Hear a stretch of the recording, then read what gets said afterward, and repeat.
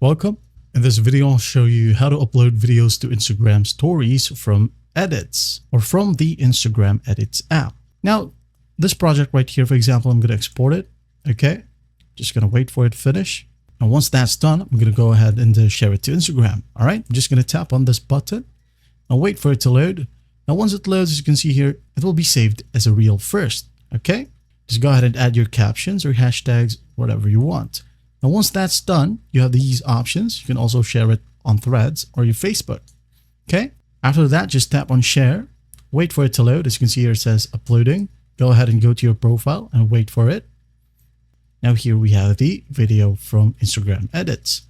Now what we're going to do to share it as a story is just go ahead and tap on it. Now scroll down. Now you have this share button right here. Just tap on it.